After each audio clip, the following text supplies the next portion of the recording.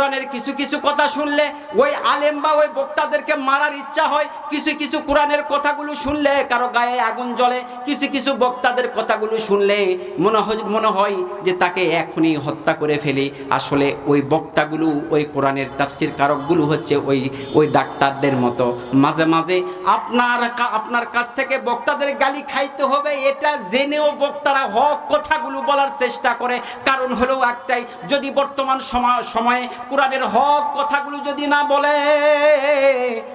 না বলে ঠিক তেমনি ওই বাচ্চার যেমন ইনজেকশন পুশ না করলে শেষ বয়সে যেমন বড় বড় রোগ আক্রমণ করতে পারে, ঠিক তেমনি বর্তমান সমাজের মানুষগুলোর কাছে যদি কোরআনের হক কথাগুলো, কোরআনের সঠিক কথাগুলো যদি তুলে না ধরা যায়, আল্লাহর কসম করে বলছি সম্মানিত উপস্থিতি, প্রিয় ভাইরা আমার, আজ থেকে 5 বছর 10 বছর পর কিছু না হলে সকলেই ঈমান হারা হয়ে যেতে পারে। সম্মানিত মাশরুল হাজিরিন, কোরআন শুনতে শুনতে কোনো পাপিষ্ট মানুষও যদি আল্লাহর কাছে দোয়া করে, আল্লাহ ওগো আমাদের প্রভু, ওগো আমাদের সৃষ্টিকর্তা, আমি দুনিয়াতে জীবনে যত পাপ করেছি, পাপের কারণে আমাকে শাস্তি না দিয়ে আমাকে যদি আজকে কোরআনের ময়দান থেকে আপনি নিষ্পাপ করে তুলে দিতে পারেন, তবে আমি কসম করে বলছি গো আল্লাহ, জীবনে আর কোনো দিন পাপ করব না। সম্মানিত মাশরুল হাজিরিন, আল্লাহ যদি আপনার দোয়া না কবুল করেন তাহলে কোরআন মিথ্যা হয়ে যাবে। আল্লাহ যদি আপনার দোয়া না করে হাদিস মিথ্যা হয়ে যাবে। কারণ আল্লাহ মহান আল্লাহ রাব্বুল আলামিন শয়তানের দোয়াও কবুল করেছেন, পড়েন সুবহানাল্লাহ। সম্মানিত হাজিরিন, ইবলিস শয়তানকে যখন বলা হলো, রে ইবলিস তুমি আদমকে সেজদা করো, ইবলিস যখন বলল আল্লাহ গো আমি আদমকে সেজদা করতে পারবো না, তখন মহান আল্লাহ রাব্বুল আলামিন তাকে কাফের হিসাবে ঘোষণা করে দিল, ওগো ইবলিস, শুধু তাই নয়, তোমার সমস্ত সন্তান সহ তুমি জাহান্নামের মধ্যে প্রবেশ করবে। আল্লাহ যখন ইবলিসকে এই কথাটি বলল, ইবলিস বলল, আল্লাহ গো আমি আপনার কাছে ফরিয়াদ করি, আমি আপনার কাছে দোয়া করি, আমি মাত্র কয়েকটি জিনিস আপনার কাছে চাই, আপনি কি আমার দোয়া কবুল করবেন? বলছে কি চাও বলো। তখন ইবলিস শয়তান বলছে, আল্লাহ গো আমি মানুষের শিরায় শিরায় ঢুকতে চাই, আমি মানুষের চিন্তা শক্তির মধ্যে ঢুকতে চাই, আমি মানুষের ব্রেন শক্তির মধ্যে ঢুকতে চাই, আমি মানুষের রক্তের শক্তির মধ্যে ঢুকতে চাই, ঢুকিয়ে আমি মানুষের চিন্তা ভাবনাগুলো পরিবর্তন করে দিতে চাই, আমি মানুষ যখন ভালো কাজ করার জন্য একত্রিত হবে সেটাকে ভঙ্গ করে দিতে চাই, আল্লাহ গো আমার এই দোয়াটা কবুল করো। সঙ্গে সঙ্গে মহান আল্লাহ রাব্বুল আলামিন ইবলিসের দোয়াটা কবুল করে নিয়েছেন। এখনো বলেন তো, আমরা পাপিষ্ট ব্যক্তি, আমরা যদি একত্রিত হয়ে বসে থেকে পবিত্র কোরআন এবং হাদিসের আলোচনাগুলো শুনতে শুনতে যখন আমাদের মনটা নরম হয়ে যাবে, আল্লাহ নবী সাল্লাল্লাহু আলাইহি সাল্লাম তিনি বলেছেন, ও দুনিয়ার মানুষ, তোমরা যদি জান্নাতি মানুষ দেখতে চাও তবে ওই সকল মানুষের দিকে তাকায়া থাকো, ওই সকল মানুষের দিকে তাকায়া থাকো যার কোরআন শুনে চোখে পানি চলে আসে, জাহান্নামের বর্ণনা শুনলে যার চোখে পানি চলে আসে, যার জান্নাতের কথা শুনলে একটু আগ্রহ জাগে, যার জান্নাতের কথা শুনলে দুনিয়াকে তুচ্ছ মনে হয়, যার দুনিয়ার কথা শুনলে, যার কোরআনের কথা শুনলে দুনিয়াকে দুনিয়াই মনে হয় না, যার কোরআনের কথা শুনলে পরিবারকে তুচ্ছ মনে হয়, ছেলে সন্তানগুলোকে তুচ্ছ মনে হয়। মহান আল্লাহ রাব্বুল আলামিন তো তিনি কোরআনে বলেছেন, মহান আল্লাহ তাআলা তিনি বলছেন, দুনিয়ার মানুষ দুনিয়াতে তোমাকে সম্পদ আর তোমার সন্তানগুলো তোমাকে আল্লাহর পথ থেকে সরিয়ে নিয়ে যাবে। তখন আল্লাহ নবী সাল্লাল্লাহু আলাইহি সাল্লাম সাহাবীদের সামনে এই বক্তব্যগুলো পেশ করার সময় তিনি বলেছেন, ও আমার উম্মতেরা, তোমাদের পায়ে ধরে বলি যখন কোরআনের আলোচনা, জান্নাতের আলোচনা, জাহান্নামের আলোচনা তোমাদের সামনে তুলে ধরা হয়, তোমরা মনোযোগ সহকারে শোনো, কারণ তোমাদের আত্মার খাদ্য হিসাবে মহান আল্লাহ রাব্বুল আলামিন তোমাদের জান্নাতের খাদ্য হিসাবে আবার কবুল করে না। আর যদি কোনো মানুষ মনে করে যে আমি কোরআনের পথে যাব না, কোরআনের কথা শুনবো না, তবে আল্লাহ বলছেন, দুনিয়ার মানুষ তুমি যখন কবরের মধ্যে চলে আসবে তখন তোমার খবর আছে, ও দুনিয়ার মানুষ তোমরা কি জানো। শুধু তাই নয়, এই জন্য মহান আল্লাহ রাব্বুল আলামিন সমস্ত মানুষগুলোকে ডেকে ডেকে বলেন, ও দুনিয়ার মানুষ, তোমরা কবরকে এমনভাবে ভয় করো যে কবরে কোনো বাতি নাই, কোনো সঙ্গী নাই। সম্মানিত মাশরুল হাজিরিন, কবর হবে এমন একটি অন্ধকার অন্ধকার কবর হবে, এমন একটি অন্ধকার কবরের চিৎকারগুলো যদি মানুষ শোনে, কবরের চিৎকারগুলো যদি মানুষ শুনতে পেত, তবে যে মানুষের কানে যাইতো সেই মানুষ সঙ্গে সঙ্গে অজ্ঞান হয়ে যেত। তে এমন ভাবে অজ্ঞান হয়ে যেত, কিয়ামত চলে আসবে, তার জ্ঞান আর ফিরবে, তার আর জ্ঞান কোনোদিন ফিরবে না। কবর এমন একটি জায়গা, আল্লাহ নবী সাল্লাল্লাহু আলাইহি ওয়াসাল্লাম তিনি বলেছেন, ও দুনিয়ার মানুষ, যারা কবরকে ভয় করে, যারা হচ্ছে জাহান্নামকে ভয় করে, আল্লাহর পথে আসার একটু চিন্তা করে, সঙ্গে সঙ্গে মহান আল্লাহ রাব্বুল আলামিন ওই সকল ব্যক্তিকে মহান আল্লাহ তাআলা হেদায়েত দান করে থাকে। কবরে খবর আছে ভুইলা যাইও না, আসো তুমি পাঁচতলায়, যাইতে হবে গাছতলায়, আসো তুমি ছয়তলায়, যাইতে হবে গাছতলায়। কবর হবে তোমার আমার, কবর হবে তোমার আমার আসল ঠিকানা। কবরে খবর আছে ভুইলা যাইও না ভাইরে, কবরে খবর আছে ভুইলা যাইও না। আসো তুমি একতলায়, যাইতে হবে গাছতলায়, আসো তুমি একতলায়, যাইতে হবে গাছতলায়। কবর হবে তোমার আমার, কবর হবে তোমার আমার আসল ঠিকানা। কবরে খবর আছে ভুইলা যাইও না মানুষ, কবরে খবর আছে ভুইলা যাইও না। কবরে শোয়াইবে যখন ফেরেশতা আসিবে তখন, তিনটি প্রশ্ন করিবে তোমায়, তিনটি প্রশ্ন করিবে তোমায়। ভালো থাক যদি জানা থাকে ভালো কথা, জানা থাকলে ভালো কথা, না থাকিলে খাবে ঘুতা। হাড্ডি গুড্ডি গুড়া হবে জানিতে পারিবে না। কবরে খবর আছে ভুইলা যাইও না মানুষ, কবরে খবর আছে ভুইলা যাইও না। সম্মানিত হাজিরিন, আমি আপনাদেরকে এতক্ষণ পর্যন্ত বুঝাইতে চাইলাম, যদি গিয়াসের আমাদের পরিচিত একটি মুখ গিয়াসউদ্দিন কথা বলছে, এটা বড় কথা নয়, বরং গিয়াসউদ্দিন কোরআন থেকে কথা বলছে, এটাই হলো সবচাইতে বড় কথা। ঠিক না বা ঠিক? সম্মানিত মাশাআল্লাহ হাজিরিন, মাঝে মাঝে কিছু ডাক্তারদের কাছে আমি বসে থাকি, ডাক্তারদের কাছে আমি চলাফেরা একটু করি, তখন দেখি ছোট ছোট বাচ্চাদেরকে অথবা কিছু মানুষের সামনে যখন ইনজেকশন পুশ করা হয়, ইনজেকশনের ভয়ে, ইনজেকশন পুশ করার ভয়ে কিছু বাচ্চা কিছু মানুষ ডাক্তারকে চর পর্যন্ত মেরে দেয়। এরকম ঘটনা দুনিয়ার মধ্যে আছে না নাই? দুনিয়ার মধ্যে কিছু ডাক্তার আছে যে ডাক্তারগুলো যখনই যিনি রোগী তাকে যখন ইনজেকশন পুশ করতে যায়, ইনজেকশনের সুচ দেখে কিছু রোগী আছে ডাক্তারদের চর মেরে দেয়। পরবর্তীতে রোগীও বলে, ভাই আমাকে মাফ করে দেন ডাক্তার সাহেব। ছোট বাচ্চারা যখন ইনজেকশনের সুচ দেখে, কিছু ডাক্তার আছে তারা বলে আমাকে যে বাচ্চার এত রাগ হয়েছিল, বাচ্চা আমার চোখ মুখে আমার মুখমণ্ডলে থুতু নিক্ষেপ করেছে। সম্মানিত মাশাআল্লাহ হাজিরিন, ঠিক তেমনি ভাবে কোরআনের যে আলোচনা, বাংলাদেশের যে ওয়াইজ বক্তারা, এই বক্তাগুলো ঠিক ওই ডাক্তারদের মতো।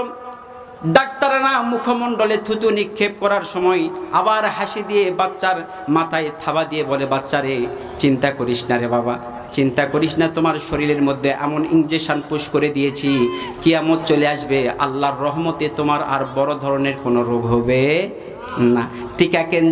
টিকা কেন্দ্রের সমস্ত ডাক্তারগুলো যখন সন্তানদেরকে হাসি মুখে চর খাওয়ার পরে মুখে থুতু খাওয়ার পরেও যখন বাচ্চার মাথা সুন্দর করে নাড়াচাড়া করতে করতে বাচ্চাদেরকে যেমন সান্ত্বনা দেয়, বাচ্চা তুমি আমাকে লাথি মেরেছো, আমার মনে দুঃখ নাই, আমার মুখে থুতু মেরেছো, আমার কোনো দুঃখ নাই, কষ্ট নাই, আমি তোমার উপকার করেছি, তুমি একদিন বুঝবা। তুমি একদিন বুঝবা যখন বড় হয়ে যাবে। ওই বাচ্চায় বলে ঠিক আছে, আমি যদি সেই দিন সেই টিকা কেন্দ্রের টিকাটা যদি আমার শরীরের মধ্যে পুশ না করতাম, তবে আমি বড় বড় রোগে ভুগতাম, আমি হয়তো বা মারাই যাইতাম। ওই ডাক্তারের সামনে যখন বড় হয়ে আবার যখন সামনাসামনি পড়ে যাই, ডাক্তারকে দেখলে একটু লজ্জা লাগে না লাগে না? লাগে। সম্মানিত হাজিরিন, বর্তমান সমাজের বক্তাগুলো হলো ঠিক ওই ডাক্তারদের মতো। কিছু কিছু কোরআনের কথা শুনলে কারো কারো মন খারাপ হয়ে যায়। কোরআনের কিছু কিছু কথা শুনলে ওই আলেম বা ওই বক্তাদেরকে মারার ইচ্ছা হয়। কিছু কিছু কোরআনের কথাগুলো শুনলে কারো গায়ে আগুন জ্বলে। কিছু কিছু বক্তাদের কথাগুলো শুনলে মনে হয় যে তাকে এখনই হত্যা করে ফেলি। আসলে ওই বক্তাগুলো, ওই কোরআনের তাফসির কারকগুলো হচ্ছে ওই ডাক্তারদের মতো। মাঝে মাঝে আপনার কাছ থেকে বক্তাদের গালি খাইতে হবে, এটা জেনেও বক্তারা হক কথাগুলো বলার চেষ্টা করে। কারণ হলো একটাই, যদি বর্তমান সময়ে কোরআনের হক কথাগুলো যদি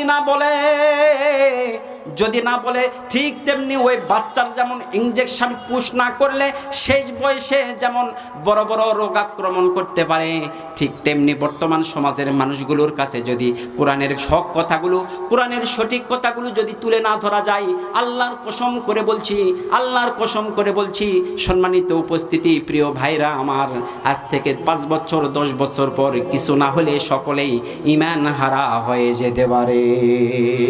তাই কোরআন নামক ভ্যাকসিনটা আমাদের এখনই নিতে হবে। সম্মানিত হাজিরিন, আগামীর বাংলাদেশ হবে কোরআনের বাংলাদেশ, আগামীর বাংলাদেশ হবে রাষ্ট্রীয় ইসলাম ইনশাআল্লাহ থাকবেই ইনশাআল্লাহ। এই জন্য সঠিক সময়ে সঠিক ভ্যাকসিন যদি সমস্ত ওয়াইজ এবং বক্তাগুলো দিতে পারে, আল্লাহর কসম করে বলছি, টিকা দিলে যেমন বড় বড় রোগ মাফ হয়ে যায়, টিকা দিলে যেমন বড় বড় রোগ আশপাশ ভিড়তে পারে না, সঠিক সময়ে যদি এই সময়ে যদি কোরআনের মূল ভ্যাকসিনটা যদি আপনার শরীরে, আরে এত আলোচনার মধ্যে এত কথা বললে তো আলোচনা শেষ হয়ে যাবে, মানুষ তো হয়ে যাবে। সম্মানিত হাজিরিন, আমি আপনাদেরকে বুঝাইতে চাইলাম সঠিক সময়ে। এই জন্য কিছু কিছু বক্তা মনে করে কোরআনের হক কথা বলতে গিয়ে যদি মানুষের একটু থুতু খাওয়া লাগায়, তবে খাবো, তবুও জাতি ভালো থাকুক, ঠিক না বা ঠিক? কোরআনের হক কথাগুলো বলতে গিয়ে যদি ওই ছোট বাচ্চার মতো চোখে মুখে বা শরীরের মধ্যে ডাক্তারের কোনো জায়গাতে লাথি খায়, তো সম্মানিত হাজিরিন, কিছু কিছু বক্তা মনে করে জনগণের হাতে যদি আমি একটা থাপ্পড় খাই, তবু আমি হক কথাগুলো কোরআনের মূল ভ্যাকসিন যদি মানুষকে না দিতে পারি, তবে পরবর্তী যুগে মানুষ খুব সহজেই ঈমান হারা হয়ে যেতে পারে। কোরআন হলো এমন একটি কিতাব, সম্মানিত হাজিরিন, আপনারা একটু মনোযোগ দিবেন। আল্লাহর নবী সাল্লাল্লাহু আলাইহি সাল্লামের জীবনে হাজার মুজেজা রয়েছে, তার 63 বছর জিন্দেগির মধ্যে অনেক মোজেজা আরবি শব্দ, বাংলা অর্থ হলো অলৌকিক ঘটনা। আল্লাহর নবীর জীবনে হাজার অলৌকিক ঘটনা ঘটেছে। এই হাজার অলৌকিক ঘটনাগুলোর মধ্যে আল্লাহর নবী সাল্লাল্লাহু আলাইহি ওয়াসাল্লামের জীবনে সবচাইতে বড় 3টি মোজেজা হলো, 1 নাম্বার, আল্লাহর নবী সাল্লাল্লাহু আলাইহি ওয়াসাল্লামের সবচাইতে বড় মোজেজা হলো তিনি চাঁদকে দ্বিখণ্ডিত করেছেন। পড়েন সুবহানাল্লাহ। আল্লাহর নবী সাল্লাল্লাহু আলাইহি ওয়াসাল্লাম তার বয়স যখন 5 থেকে 6 মাস বা 7 মাস এইরকম বয়স, তার খেলার কোনো সাথী নাই। মা আমিনা তাকে শুয়ে রাখতেন, খেলার কোনো সাথী নাই। আল্লাহর নবী সাল্লাল্লাহু আলাইহি ওয়াসাল্লাম তিনি ঘরের মধ্যে শুয়ে থাকতেন। তিনি যখন ঘরের মধ্যে শুয়ে থাকতেন, তার মা সাক্ষী দেয়, একদিন আমি মুহাম্মদকে দেখলাম তিনি শুয়ে থেকে হাত কেমন জানি নাড়াচাড়া করছে, এত সুন্দরভাবে তিনি হাসি মুখে হাত নাড়াচাড়া করছেন। আর আমি মা খেয়াল করে দেখলাম তার হাতের সাথে সাথে আকাশের সেই চাঁদটাও সেই নাড়াচাড়া করছে। শুধু তাই নয়, এক সময় আমি খেয়াল করে দেখলাম, ও প্রিয় ভাইরা আমার, আল্লাহ নবী সাল্লাল্লাহু আলাইহি সাল্লামের মা তিনি বলছেন, আমি রাসূল সাল্লাল্লাহু আলাইহি সাল্লামকে ঘরে শুয়ে রেখেছি। এমনটা অবস্থায় ঘরে গেলাম।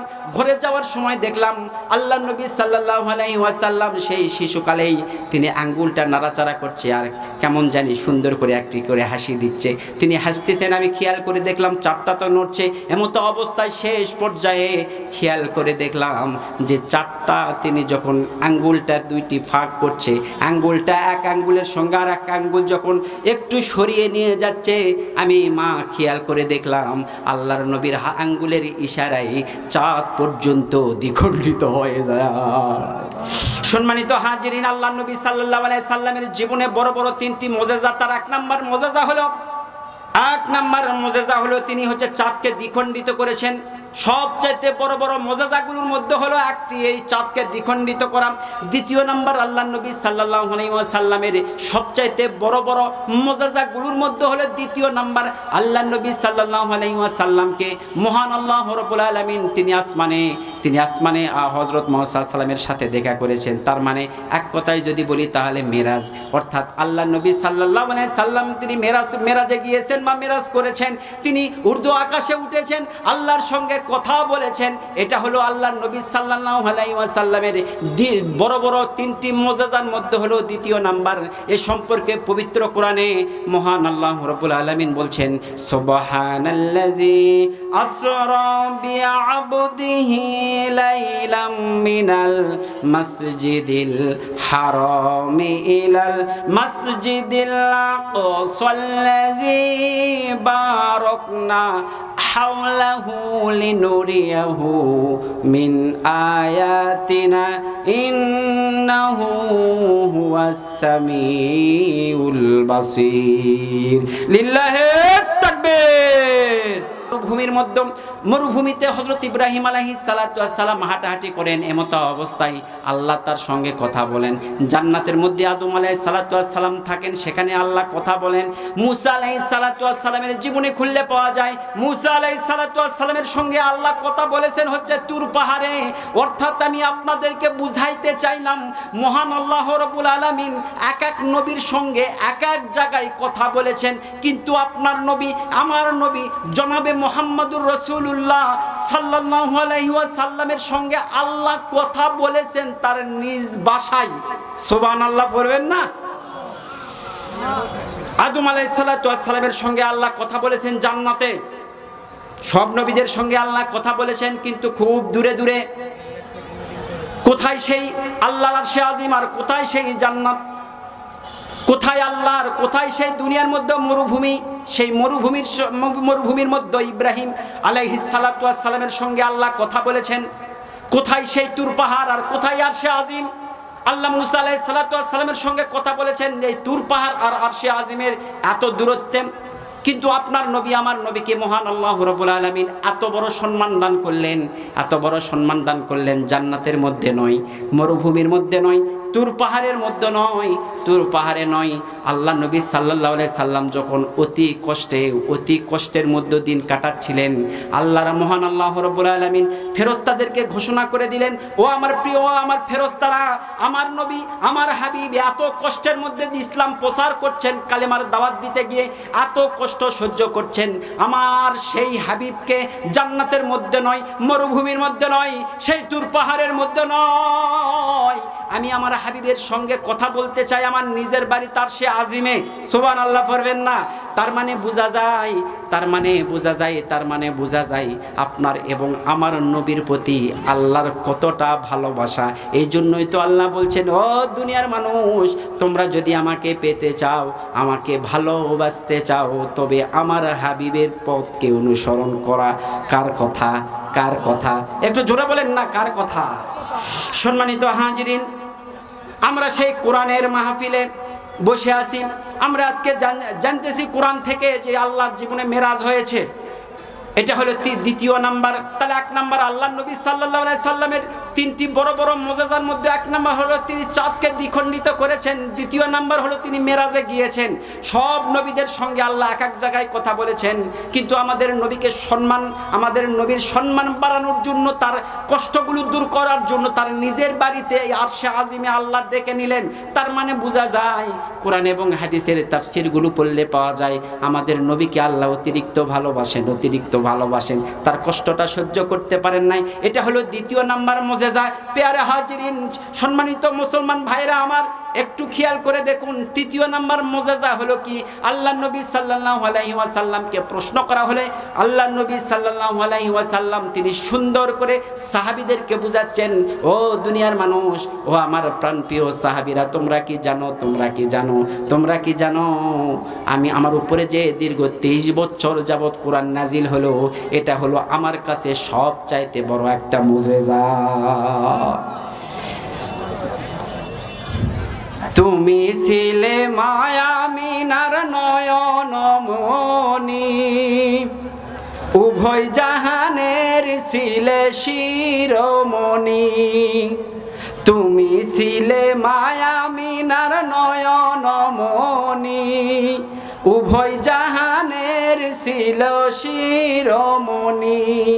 তোমারই লাগি ধরা ধন্য হলো রে, তোমারই লাগি ধরা ধন্য হলো রে।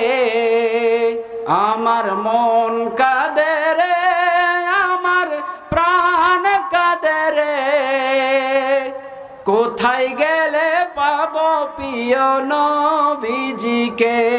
আমার মন কাঁদে রে, আমার প্রাণ কাঁদে রে, কোথায় গেলে পাবো প্রিয় নবীজিকে। লিল্লাহে তাকবীর। রাস্তাত গাড়িগুলা দিছে, এই গ্যারেজের ভিতরে ঢুকে আনবা আর ভিড় করছে, রাস্তা ভিড় হয়ে গেছে। ভাই বারবার বলছি যে আপনারা গাড়িগুলো রাস্তার মধ্যে রাখেন না, ওয়াজের মধ্যে এই ভাইরাস ঢুকে দিয়েন না। ভাই ওখানে এতগুলো মানুষ দাঁড়িয়ে আছে কেন? মানে এরা এখানে বসেছিল, ওখানে যায়, ওখানে আবার উঠে গেছে। কবরেতে আগুন পাবি, বিড়ি পাবি না। ওনাকে বিড়ি খাওয়ার জন্য উঠে গেল, আমি নিজে চোখে দেখছি। খারে খা জন্মের খাওয়া, খারে খা জন্মের খাওয়া, আর পাবি না। কবরেতে আগুন পাবি, বিড়ি পাবি না। যাও বিড়ি খাওয়া চল যান। সম্মানিত মাশাআল্লাহ হাজিরিন, আমি আপনাদেরকে বোঝানোর চেষ্টা করলাম আল্লাহ নবী সাল্লাল্লাহু আলাইহি ওয়াসাল্লামের সবচাইতে বড় বড় 3টি মুজিজা। এক নাম্বার মুজিজা হলো তিনি চাঁদকে দ্বিখণ্ডিত করেছেন। দ্বিতীয় নাম্বার হলো তিনি মিরাজ করেছেন, এটা হলো দ্বিতীয় নাম্বার। তৃতীয় নাম্বার হলো অপবিত্র আল কোরআন। আল্লাহ নবী সাল্লাল্লাহু আলাইহি ওয়াসাল্লাম তিনি নিজেই সাহাবীদেরকে বললেন, ও আমার প্রাণপ্রিয় সাহাবীরা, তোমরা কি জানো, দীর্ঘ 23 বছর যাবত এই কোরআন যখন নাজিল হয়, তখন এই কোরআনের প্রতিটি আয়াত আমি মানুষের কাছে পৌঁছে দেওয়ার জন্য চেষ্টা করেছি। একজন সাহাবী আল্লাহ নবী সাল্লাল্লাহু আলাইহি ওয়াসাল্লামকে বলছেন, ইয়া রাসূলুল্লাহ, ইয়া হাবিবাল্লাহ, আপনি কি একটি জিনিস খেয়াল করেছেন? আল্লাহ নবী সাল্লাল্লাহু আলাইহি ওয়াসাল্লাম তিনি বলছেন, সেই জিনিসটা হলো কি, দয়া করে